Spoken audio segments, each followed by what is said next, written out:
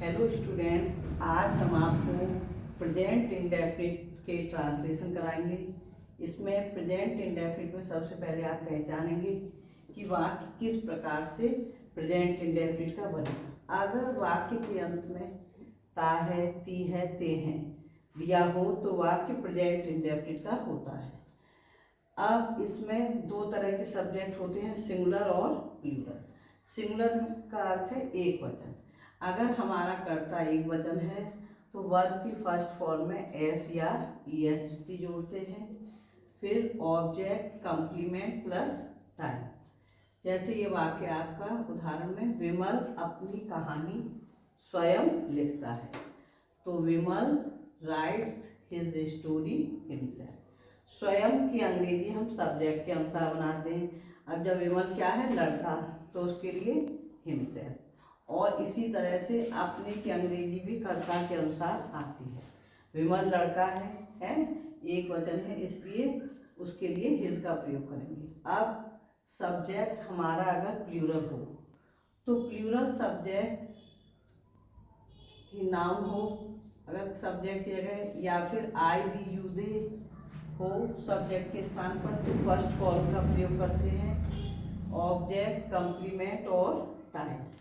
तो देखो, बच्चे अपने कमरे में अपना पाठ याद करते हैं।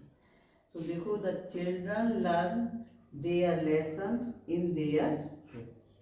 दो बार अपने और अपना आया है, दोनों की अंग्रेजी चिल्ड्रन के अनुसार होगी। चिल्ड्रन प्लूरल है, इसलिए अपने की अंग्रेजी भी देयर है और अपना की अंग्रेजी भी देयर है। अब देखिए सिंपल प्रेजेंट, ये तो प्रेजेंट इंडेफिनिट है। सिंपल प्रेजेंट में वाक्य के अंत में है, हैं या हूँ आता है। इसमें इज एम आर का प्रयोग करते हैं। आई के साथ एम आता है, सिंगुलर के साथ इज, और अन्य सभी प्लूरल के साथ आता है आर। फिर कंप्लीमेंट पूरक शब्द और टाइम। जैसे वे आज बीमार हैं, तो दे आर इल टुडे।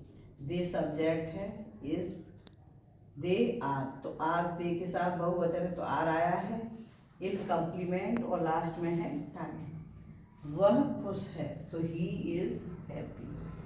अब इसी तरह होता है एम्फेटिक प्रेजेंट। एम्फेटिक प्रेजेंट किसे पहचानेंगे बच्चों? वाक्य में अंत में क्या होता है, ता तो है, ती तो है, ते तो है। जैसे हम जाते तो हैं, वे पढ़ते तो हैं, या वाक्य के बीच में अवश्य या जरूर आता है।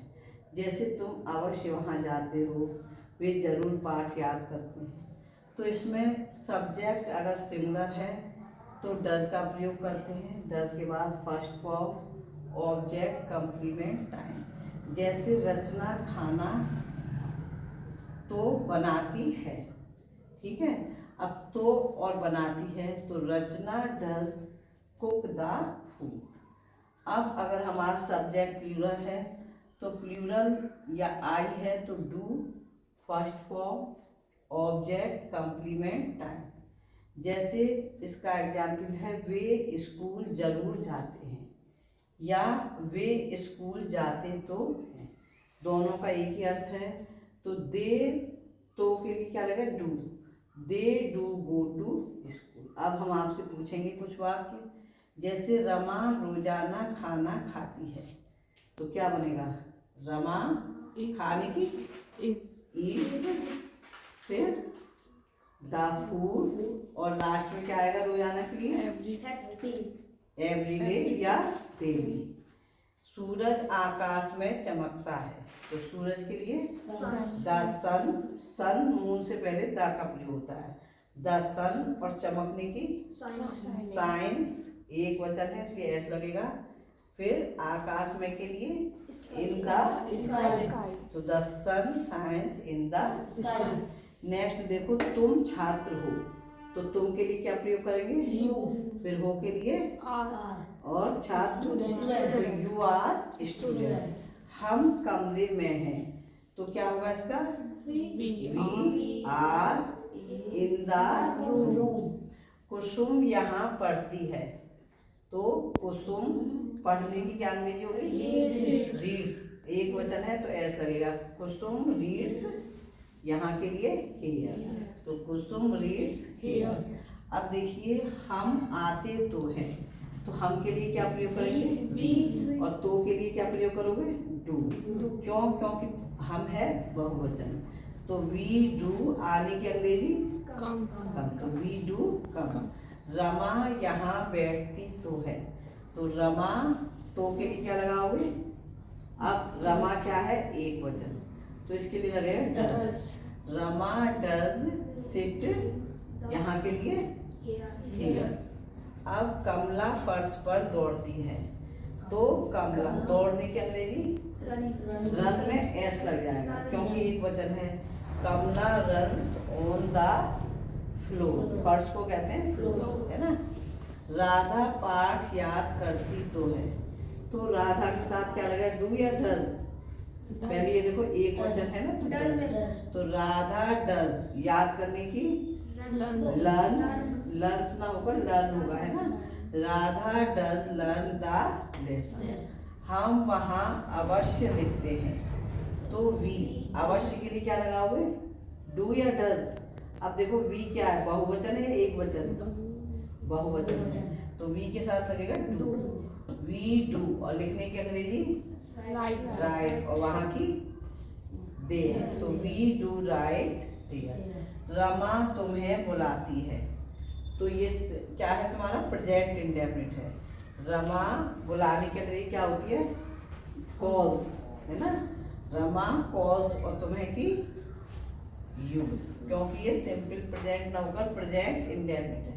अब इधर ध्यान दो, रेशमा एक अच्छी लड़की है, तो रेशमा है के लिए क्या लगाओगे?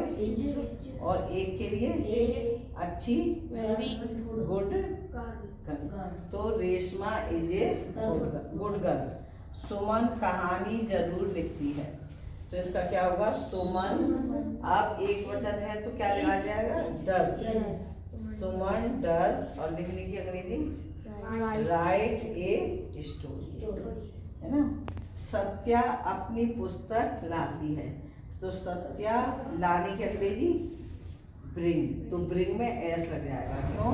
क्योंकि सत्या एक वचन है। सत्या ब्रिंग्स अपनी पुस्तक, लड़की के लिए अपने के लिए क्या आएगा बच्चों? जैसे बॉय का हिज होता है, गर्ल का क्या होगा? हर, तो सत्या ब्रिंग्स हर बुक। प्रभात पेड़ पर चढ़ता तो है, तो सबसे पहले क्या आएगा? प्रभात। फिर तो है, तो के लिए क्या लगेगा एक वचन में? Does. Prabhat does climb on the tree. Okay, have a nice day to all of you. Thank you for listening me.